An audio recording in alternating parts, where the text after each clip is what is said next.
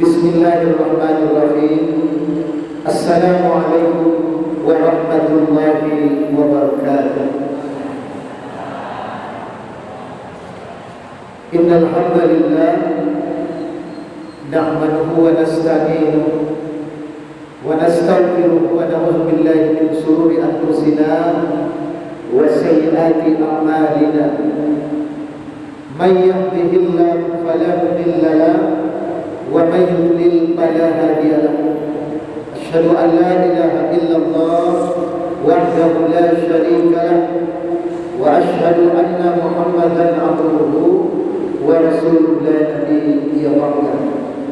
Allahumma salli wa sallim ala Muhammadin wa ala alihi wa sahbihi ajma'in. Amma ba'du. Rabbi israh li sadri wa yassir li amri wahlul 'uqdatam min lisani yafqahu qawli. Bapak-bapak, ibu-ibu, kaum muslimin, kaum muslimat, jemaah Masjid Syuhada yang semoga senantiasa dirahmati oleh Allah Subhanahu wa taala. Segala puja dan puji marilah sama-sama kita ucapkan kepada Allah Subhanahu wa taala dengan ucapan alhamdulillah. Sampai malam ini Allah masih memberikan taufik dan hidayah, masih menganugerahkan rahmat dan nikmat kepada kita, sehingga kita telah dapat hadir bersama di masjid ini dalam rangka salat Isya berjamaah. Kata Nabi sallallahu alaihi wasallam dalam hadis yang diriwayatkan oleh Imam Muslim dari Ibnu Umar radhiyallahu taala anhu, salatul jamaah afdalu min salatil fardhi bi 27 darajat. Salat berjamaah, kata Nabi, faedahnya, pahalanya 27 derajat dibanding salat sendiri. Jadi sekali awak berjamaah maghrib tadi di musajid, sama pahala awak 27 derajat dibandingkan awak salat sendiri di rumah, di pasar, di kafe atau di tempat lain. Bahkan dalam hadis Nabi yang diriwayatkan Imam Bukhari dan Imam Muslim dari Abu Hurairah, pahalanya salat berjamaah ini adalah hamsan wa isrina dimma, 25 kali lipat. Jadi itu pada pahala. Maghrib, Isya, subuh, zuhur, asar berjamaah pahala 27 derajat. Tapi salat Isya dan salat subuh di bait Allah Taala bonus. Kata Nabi SAW dalam hadis Imam Muslim, siapa yang salat Isya berjamaah, pahalanya sama dengan salat separuh malam. Dan siapa yang salat subuh berjamaah, pahalanya sama dengan salat semalam suntuk. Jadi beko sudah wirid salat Isya berjamaah, selain mendapatkan pahala 27 derajat, kita mendapatkan pahala salat separuh malam. Subuh selain mendapatkan pahala 27 derajat berjamaah, kita mendapatkan pahala sama dengan salat semalam suntuk. Jadi begitu besar Allah berikan fadilah. Yang mana dalam itu sama saja. Hanya mana tapi tak apa. Jadi Bapak Ibu yang dimuliakan Allah Subhanahu wa taala, kita alhamdulillah bisa melaksanakan maghrib berjamaah dilanjutkan dengan majelis ilmu, wirid pengajian yang rutin dilaksanakan masjid lah. Sekali bapak ya, nanti tiap Jumat, tiap petang Jumat lagi dah mulai lah. Ikau bau? Oh, kata itu. Kalau di tempat lain ada yang mulai. Sebetulnya ambo sudah Isya itu adalah pembukaan wirid di kampung. Di awal ketua musallahnya harus hadir. Jadi ambo beko Isya tidak bisa berjamaah sekolah dia masjid. Mungkin Bapak Jo kalau bisa sitan tidak di jalan dia. Jadi Bapak Ibu yang dimuliakan Allah Taala, kata Nabi sallallahu dalam hadis Imam Muslim, barang siapa yang berusaha untuk berjalan jalan kaki ke musajid, jalan kaki ke surau, jalan kaki ke majelis ilmu untuk menuntut ilmu-ilmu agama, maka Allah akan mudahkan jalan baginya di antara jalan menuju surga. Jadi tidak ada rugi perwira. Cuma tu kami tak kantuk ya, apalagi BKP. Biarlah tak kantuk-kantuk ini. Malah dia sakit suruh ya betul kan? Ailah dengan tu apa boleh mentigo. Nah, mentigo sengaja tigo supaya pun suruh. Jadi mana kantuk-kantuk kita, tak ada dia. Tetap kita mendapatkan tahu, tetap mendapatkan faedah. Kami kan menangau ceramah di YouTube, di Facebook, di TV, di radio, bagus, dapat pahala. Tapi yang dimaksud dengan Allah memudahkan jalan menuju surga itu menghadiri majlis ilmu secara langsung. Pai wirid, pai dengan ceramah kamu saji, itu yang dimaksud dengan hadis yang diriwayatkan Imam Muslim. Allah mudahkan jalan menuju surga. Barang siapa berusaha untuk berjalan dengan ceramah di YouTube, di Facebook, di TV, di radio, ajak bapak halo itu tambah ilmu. Tapi berkahnya itu ada pada majlis ilmu itu sendiri. Masya Allah, luar biasa. Kemudian selawat dan salam Allahumma salli ala Muhammad wa ala ali Muhammad mudah-mudahan tercurahkan kepada baginda Rasulullah sallallahu alaihi wasallam. Beliaulah suri teladan kita, payung panji kita sebagai umat Islam.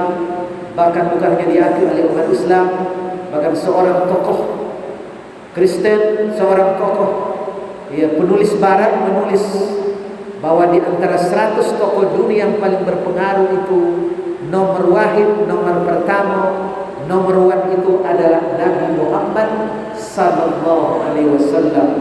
Beliau disegani oleh lawan, kawan, ditakuti oleh lawan. Itulah Muhammad Rasulullah, sehingga gelarnya Al-Amin, uang yang dapat dipercaya. Mudah-mudahan dengan salam bersalam kepada Nabi, awak di akhirat nanti insya-Allah mudah-mudahan akan mendapatkan syafaat daripada beliau. Amin ya rabbal alamin. Jadi akhirat tu apalagi pada mahsyar tak akan bisa orang tak tolong kurang dah. Kalau di dunia tak ada PT bisa minjam. Banyak minjam, minjam PT koperasi. Ada minjam kabang, ada minjam keuang. Ikut bergadai, itu bergadai. Itu di dunia. Di padang mahsyar di akhirat tak ada bisa cier. Yauma yafirru mar'u min ahihi wa ummihi wa abihi wa sahibatihi wa banihi likulli imri'in minhum yawma idzin yudi. Kata Allah Taala, pada hari itu orang akan lari dari saudaranya. Kalau gini salam awak, doket-mendoket, nanya kabar, bisa minta tolong tak? Pada hari itu orang akan lari dari saudaranya, wa ummihi wa abihi, dari ibu dan ayahnya. Bahkan wasahibatihi wa banihi, dari istri dan anak-anak. Pada hari itu awak sibukkan persoalan masing-masing. Mudah-mudahan dengan semua salam ke Nabi, awak akan mendapatkan syafaat daripada beliau. Amin ya rabbal alamin. Bapak Ibu kaum muslimin, kaum muslimat yang berbahagia, judul ceramah kita malam ini adalah hablum minallah dan hablum minan nas. Hablum minallah, hubungan vertikal kita dengan Allah tabaraka wa taala, sementara hablum minan nas, hubungan horizontal kita dengan sesama manusia. Dua sisi ini mesti seimbang. Ada orang hablum minallah mantap, salat berjamaah tak pernah tinggal, peci tak pernah tanggi di kepala, iya kan? Ke mana-mana peci tak pernah tinggi. Koniam sampai-sampai hitam. Hitam apa sih? Ada tanda hitam sih kalau sujud kan? Tapi dengan tetangga nak elok. Tetangga tu ada je wayanya, ada je gulunya, tapi belanja tu ke penyesalan. Dia pun do boleh elok, bagi dia ajak, bagi dia goyang, segala macam. Hablum minallah mantap, hablum minan nasnya putus, maka kita kualitas keimanan kita perlu dipertahankan. Begitu juga ada orang hablum minan nas mantap. Jangan musajid minta sedekah. Datangnya wang rumaya yo, la tasadir piti. Kau tu ke 2,000 untuk paji-paji kenek, 5,000 untuk yang anak-anak yang kenal-kenal kenek, 10,000 anak SD yang kemenakan 20,000 SMP MTS, 50,000 ala kuliah, dan lengkap satu PT tasadio di rumah untuk THR siapa aja di pagi yang datang rumah. Arti sapu-sapunya nak rajin. Kan satu-satu ya. Tak majik satu-satu lu ya. Tak ketik ya purunya curahnya lu ya. Tapi kamu sajik doh nengok. Ha? Dah nengok. Ha? Hablum minas mantap, tapi hablum minallah terputus. Maka menjadilah kita orang merugi. Supaya kita seimbang, Bapak Ibu, hablum minallah dan hablum minas ini mesti berimbang, mesti sejalan. Karena dia bagikan dua sisi mata uang yang berbeda, saling menguatkan. Yang pertama hablum minallah. Hablum minallah, hubungan vertikal awak dengan Allah. Bagaimana cara membangunnya ya? Cara membangun hablum minallah itu tentunya dengan banyak beribadah kepada Allah Ta'ala. Kata Allah Ta'ala, wa ma khalaqatul jinna wal insa illa liya'budun. Tidak aku ciptakan jin dan manusia, kata Allah Ta'ala, kecuali untuk beribadah. Jadi tujuan pertama utama Allah menciptakan awak untuk beribadah. Maka beribadahlah kepada Allah Ta'ala supaya hablum minallah mantap. Ibadah apa banyak? Tapi di antara ibadah itu kita contohkan adalah salat dan doa. Salat dan doa. Salat itu hubungan, menjaga hubungan awak dengan Allah itu salat lah. Salat itu kan doa juga. Salat itu dialog awak dengan Allah Ta'ala. Maka kata Nabi SAW, perbanyaklah doa dalam sujud. Jadi suara Nabi maksudnya sujud terakhir di waktu salat disuruh Nabi berdoa. Apa bacaan doa? Ya yang pendek-pendek aja lah. Saja-saja syarat sahabat bisa juga. Tapi jangan panjang-panjang lah. Pemotas rakaat ketika di salat maghrib. Apa yang paling jempol dari imam kau ini gayanya? Panjang pada rakaat pertama kan dua lagi. Atau sujud pertamanya. Kok panjang mana terakhir lagi? Berarti berdoa. Berdoa. Sedekat-dekatnya hamba, kata Allah, kata Rasulullah, dengan Rabbnya adalah di waktu sujud. Maka berdoa waktu sujud. Ya yang inti-inti je lah berdoa. Pama anak awak kini masuk masakit di ruang ICU. Ya Allah sembuhkan anak hamba, ya Allah, jadilah. Jadi tak amalan, ya Allah buang sakit hamba, ya Allah, aku malu kabul, ya Allah, menentang aku di sana di rumah. Tak masuk. Itu doa waktu sepertiga malam terakhir je lah. Waktu sujud tu singkat-singkat. Jadi salat dialog kita dengan Allah Ta'ala. Dan amalan yang pertama dihisab di pada masa adalah salat. Bahkan salat ini menjadi standar seseorang. Standar seseorang dalam pemimpin itu salat. Kalau ada pemimpin itu masih salat, artinya awak masih menghormatinya. Tidak perlu kita menghujat, begitu salat. Oleh karena itu mari kita jaga salat kita. Bahkan kata Allah Subhanahu wa taala, "Innas salata tanha 'anil fahsya'i wal munkar." Salat mencegah orang perbuatan keji dan munkar. Kalau ada orang perbuatan keji dan munkarnya, salat itu ya berarti belum mendirikan salat, hanya mengerjakan salat. Ada orang salat dia. Bagaimana perbedaan mendirikan dan mengerjakan salat? Awak terpakan. Lalu yang terbayang awak bangkit kawakan tu jam 11 di mana mau bego salat zuhur ya. Kalau zuhur aku di panah bego. Asar mana asar mesti diatur salat itu terbayang dia. Tapi kalau mengerjakan salat, jadi pendirikan salat terbayang salat. So itu terbayangnya makan. Tapi kalau mengerjakan salat, Allahu Akbar. Lalu nya bau litak ikut segala macam, tapi nak litak mana orang? Manu makan oyenya, kau makan di Sendar Kampar dulu aja, Arifin Ahmad dulu, ya kan itu tabayangnya. Makan tabayang, tapi yang utama salat itu orang-orang yang menegakkan salat. Yang terbayang oleh dia adalah salat. Makan iyo juga, beli baju ancak iyo juga berkunjung, tapi salat ini yang utama. Kemanapun kita pergi, maka terhentilah langkah dan jalan kita ketika azan berkumandang. Karena apapun aktivitas awak di dunia, bakojo awak, maju awak, di kantor awak, ke ladang ataupun menambang awak, semua itu hanya selingan sambil menunggu datangnya waktu salat. Tiba salat, on tim salat. Ada orang rapat, Allahu Akbar. Aku ni berapat, berhubung kerana azan sudah berkumandang, sementara awak hentikan rapat. Sudah azan lagi rapat boleh. Tahu sampai sajam sudah tu. Sudah jam 1 sore. Alhamdulillah. Jadi azan untuk wanti sebentar, udah lanjutkan salat. Setelah salat baru lanjutkan lain. Jaga salat kita. Jaga salat kita. Karena salat inilah yang akan menentukan amal ibadah kita. Dia yang pertama ditanya oleh Allah Ta'ala di akhir itu salat. Salat kita bagus, bagus sudah amal ibadah kita. Salat kita hancur, maka hancur sudah amal ibadah kita. Jaga salat supaya hablum minallah mantap. Supaya doa kepada Allah Ta'ala. Yang kedua ibadah, menjaga hablum minallah itu berdoa. Berdoalah selalu kepada Allah Ta'ala. Menangis dalam berdoa, karena tidak ada orang yang busuk dalam berdoa kecuali dia menangis dalam doanya, terutama doa-doa minta ampun. Jadi kalau berdoa tidak menangis dalam berdoa, berarti dia belum menghayati arti sebuah doa, terutama doa-doa minta ampun. Tapi tidak kalau berdoa menangis. Kau doakan makan menangisnya. Bismillahirrahmanirrahim. Allahumma barik lana fi ma razaqtana. Menangis, aku nyana aku nangis mah.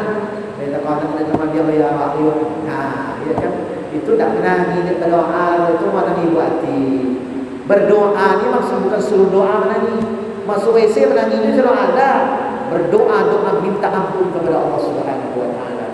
Adalah seorang ahli hadis yang bernama Imam At-Tirmizi, Muhammad At-Tirmizi. Namanya Muhammad yang berasal dari At-Tirmizi, lalu Muhammad At-Tirmizi, ahli hadis, hafiz Quran, puasa Senin Kamis tak pernah tinggal. Tapi di waktu usianya sudah tua, buto mato, manani sama jangai, takutnya mati, beko mati dalam keadaan berdosa. Ulama besar. Bagaimana dengan kita? Kita bukan ahli hadis. Jadi kan ahli hadis, hadis arba'innya dapat lah usah doa. Jadi kan hafiz Quran juz 30 ya. Yang ujung-ujungnya apa? Karena dapat pangkal hilang ujung, dapat tangga hilang pangkal. Sehingga ayat solat qulullah inaitana wal asri. Li ila progresin dah dapat lah. Yang ayat mali ya. Li ila progresin dah dapat lah. Ara'aital lazi dek kodok baca imam dapat. Kita bukan hafiz Quran. Imam Al-Tirmizi Senin Kamis tak pernah tinggal. Awak jangan Senin Kamis deh. Puasa sawal kita mana orang? Ya kan? Pernahkah kita menangis dalam berdoa hingga mata kita bengkak? Maka belajarlah kita cara berdoa yang baik, menangis dalam berdoa seperti apa yang diperbuat oleh Imam At-Tirmizi. Masya Allah. Jadi berdoa minta ampun kepada Allah. Bapak Ibu kaum muslimin kaum muslimat yang berbahagia. Jadi hablum minallah, cara menjaganya, salat, beribadah kepadanya, dan di antara ibadah itu adalah salat dan doa. Belajarlah kita dengan salat yang baik, dengan doa yang baik. Awak salat sudah yo kini kan di penghujung Syawal warga. Syawal go masyarakat bahasa Indonesia peningkatan. Jadi harus meningkat amal ibadah awak. Salat awak jangan salat sebelum puasa aja lah. Doa awak jangan doa dulu je lah. Kau berdoa nak nanggung berdoa. Tapi tangan berdoa dia terlutut. Jadi kau juga doa. Mana berdoa dia terlutut. Tangan angkatlah. Nabi ketika berdoa hingga nampak apanya. Dia nampak putih nampak dia apa? Nabi itulah apa baju. Itu nampak. Dia angkat dulu. Dia tanya entek berdoa. Dan untuk menjaga hablum minallah perbanyak ibadah. Lalu kemudian sebaliknya, hablum minallah terputus manakala kita melakukan dosa syirik. Jadi dosa syirik itu putus dia. Ada kalau berdosa syirik apa ibu? Putus hablum minallah kita.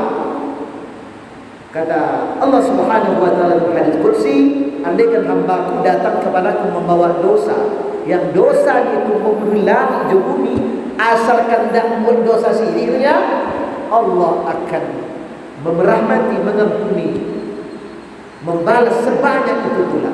Masya Allah. Jadi sirik tidak ada, diampuni. Bahkan kata Allah Ta'ala dalam surah An-Nisa ayat 36, kata Allah Ta'ala, wa'budullaha wa la tusriku bihi syai'a, dan sembahlah Allah dan jangan kalian menserikatkannya. Bahkan dalam ayat 48 juga surah An-Nisa kata Allah Subhanahu wa taala, innallaha la yaghfiru an yushrika bihi wa yaghfiruna ma duna dzalika liman yasha. Sesungguhnya Allah tidak mengampuni dosa syirik. Dan dia pun dia syirik, tetapi Allah Taala mengampuni dosa selain syirik. Aku masih dulu ya, kami itu pernah syirik. Orang dosa orang dulu, bila 20 tahun lalu kamilah taubat. Maksudnya Allah tidak mengampuni dosa syirik orang yang meninggal sebelum dia sempat betul-betul bertaubat kepada Allah Ta'ala, mengakui kesalahannya, dia meninggal dalam keadaan syirik, maka Allah tidak mengampuni dosanya.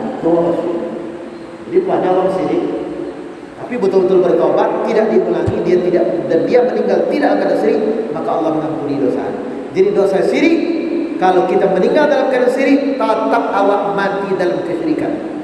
Tapi kalau ada orang yang betul-betul bertaubat kepada Allah Ta'ala sebelum dia mati, maka Allah mengampuni. Sebab kalau dosa yang sebagian syirik bisa terampuni oleh salat sunat. Kami betul-betul ketek pun ya.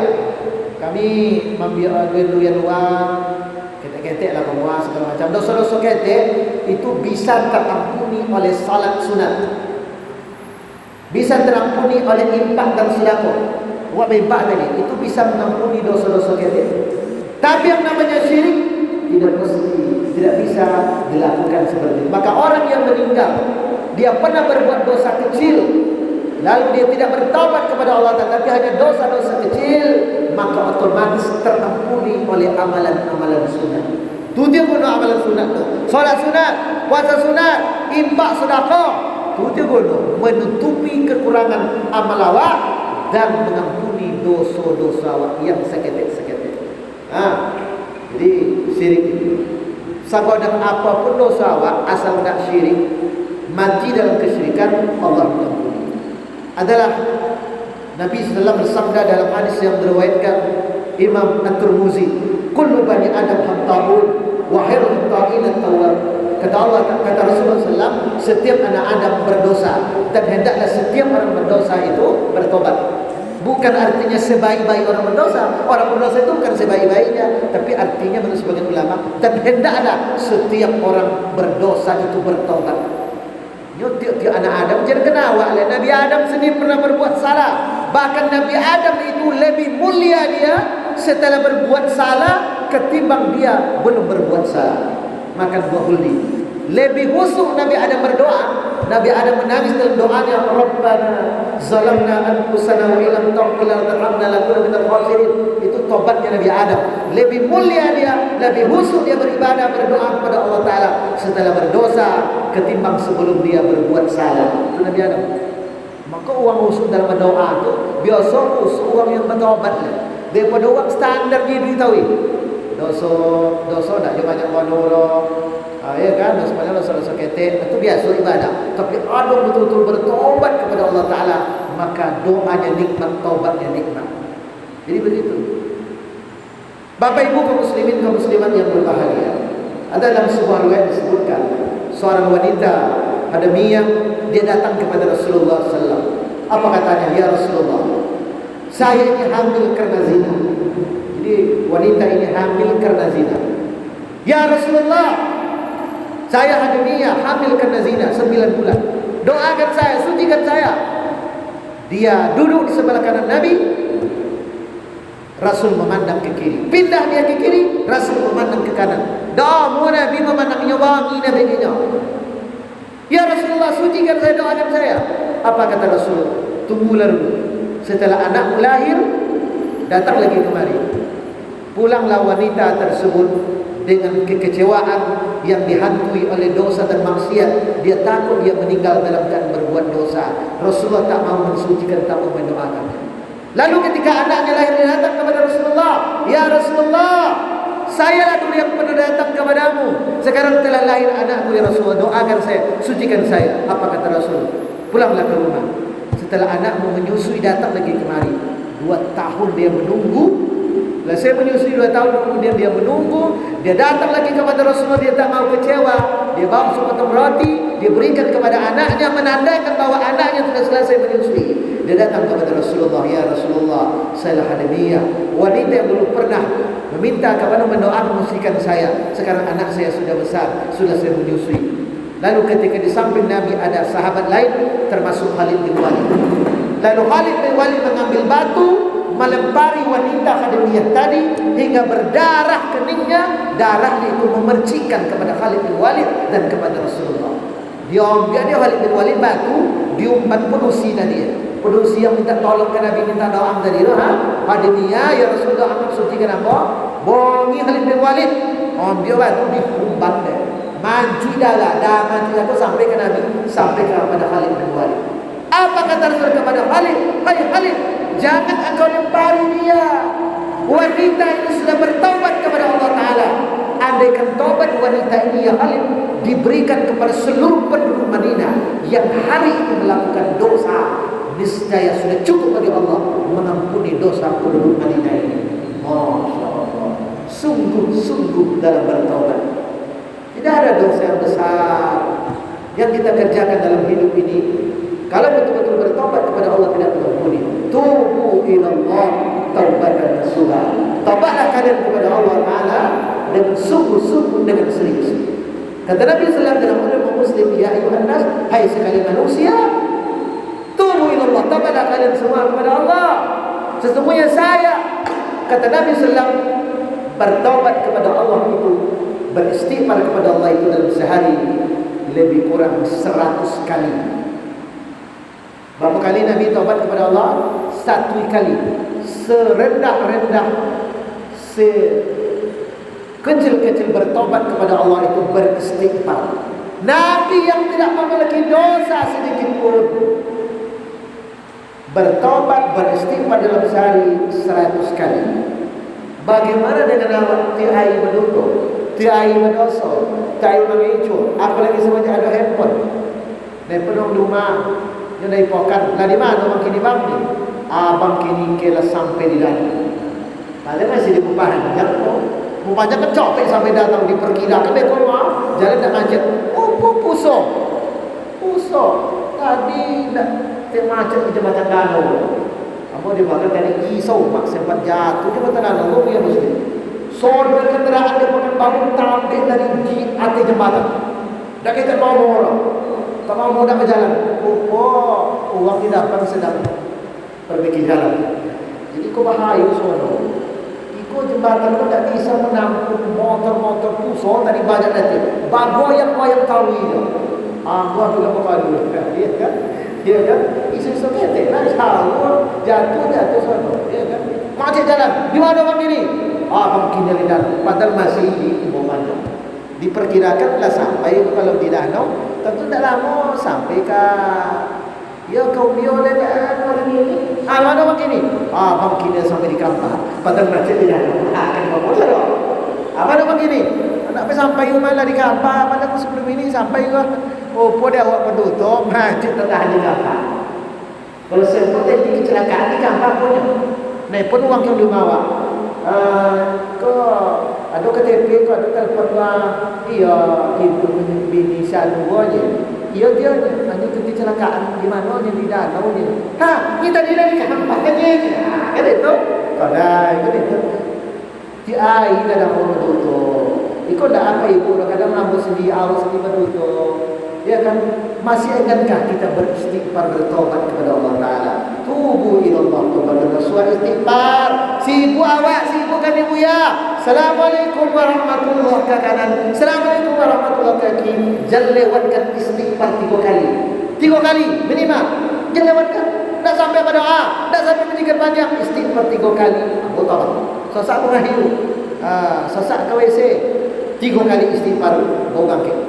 Awal pun sambil jalan. Istighfar. Banyak istighfar. Jadi hablum minallah, cara menjaganya banyak ibadah dan putus manakala melakukan dosa syirik. Yang kedua hablum minannas. Pertama hubungan vertikal dengan Allah hablum minallah.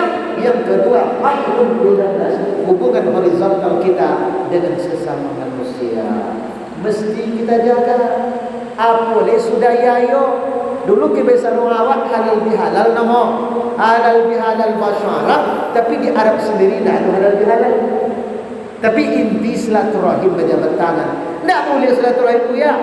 Dia berjabat tangan. Bahkan kata Nabi, siapa yang berjumpa dengan saudaranya lalu dia berjabat tangan, maka Allah akan ampunkan dosanya sebelum dia berpisah dari tempat itu.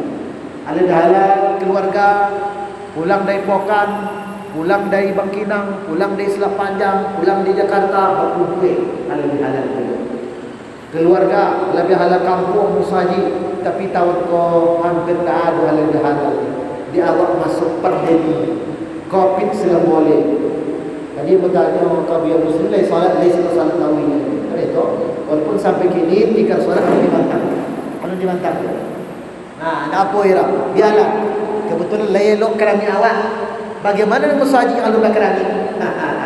Musaji kerami macam mana cara? Sampai kini masih dimakan bau sebagiannya, tapi ada yang tetap rapat salat, ada yang masih pakai silang-silang tu. Sampai terjarah. Dulu apa bongi dibuat demo kampar di Masjid Islamic Center, jarak 1 meter. Apa-apa dah apa. Ikut protokol kesehatan berlaku untuk kehidupan sehari-hari, untuk rapat di pasar pertemuan kalau salat tak bisa. Tapi setelah ambo renungi ijtihad ulama ini, kalau ijtihad ulama betul pahala 2, ijtihad ulama salah kata pahala 3. Di kabupaten lain ini bersyukur awak di Kabupaten Kampar bupati masih membolehkan salat Jumat, masih membolehkan salat 5 waktu di masjid.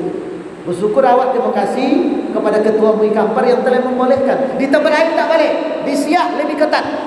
Ambo PK Siak lebih ketat. Di Pekanbaru apa lagi? Alhamdulillah di Kampar masih bagus. Walaupun ya tak salat Idul Fitri Islamic Center uang wangi, ambo dak wangi.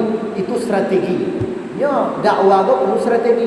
Mereka kalau salat Jumat itu wangi uang ke bupati awak, wangi uang ke tumi awak. Awak pemerintah membuat uang jangan salat di masjid tapi awak buat ikut strategi.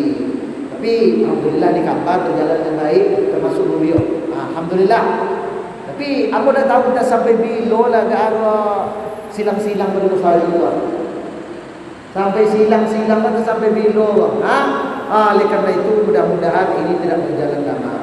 Mari kita jaga hablum minan nas kita. Hablum minan nas cara menjaganya silaturahim. Bangun silaturahim, bangun ukhuwah Islamiyah antara satu dengan yang lain. Apalagi sekarang ini kita bangsa Indonesia dihadapkan sebuah musuh besar kita, itulah komunis. Jadi komunis ini Bapak Ibu bukan hanya musuh umat Islam, komunis juga musuh agama lain. Betul kita tak boleh nyebut agama, tapi karena Indonesia diakui 6 agama, agama lain, komunis juga musuh agama lain, karena orang komunis tidak beragama, orang komunis tidak bertuhan. Yang lain ada ya Tuhan yang ada. Komunis tidak bertuhan. Komunis bukan hanya musuh umat beragama, musuh TNI, musuh polisi, bahkan komunis itu adalah musuh bangsa. Maka berperang, berjihad melawan komunis lebih mudah daripada melawan maksiat, daripada melawan musuh-musuh lainnya. Kalau tempat maksiat ada yang membacking. Kalau orang-orang non-muslim lain mungkin ada yang membacking. Tapi komunis ini musuh kita umat Islam dan musuh bangsa ini. Sebelum merdeka bahkan tahun 48 mereka sudah memberontak. Banyak mereka bunuh para ulama, para santri-santri. Tahun 65 lalu kita mengenal ada film G30 SPKI. Begini dah ada deh. Dia dianggap itu hanya sebuah sandiwara. Padahal bahaya komunis itu bukan sandiwara. Pak Harto itu cuma satu kelemahan, terlalu lama dia berkuasa. Nak jadi presiden Tokowi 30 tahun, dah itu mati dah. Itu dia salah. Tapi di zaman Soeharto petani-petani, abangnya suka ni, abu ikut ke ladang, uang ke ladang sadok. Kini dah abang ke ladang, nyo perairan irigasi aman. Kalau kini abu bali bayi le, abu ya ke ladang banyak, abio hatu bayi dah banyak dapat lagi. Ini tak ada irigasi, ada macam zaman Pak Harto hampir tak ada perampokan. Korupsi korupsi kan terakhir, ya kan? Jadi, tapi PKI tidak berkutik di zaman itu. Kalau kini ada anggota DPRD, dia mengatakan saya bangga jadi anak PKI. Kalau di zaman Soeharto ya, jadi sampai PKI dan Palwar, jadi sampai itu langsung masuk penjara, hilang malam langsung. Kini banyak pakai baju Palwar, banyak jemaah pusat pakai baju arit. Tidak ditangkap, tapi kalau pakai baju la ilaha illallah langsung ditangkap. Pakai baju la ilaha illallah kena tangkap, pakai palu arit tidak kena tangkap. Nauzubillah.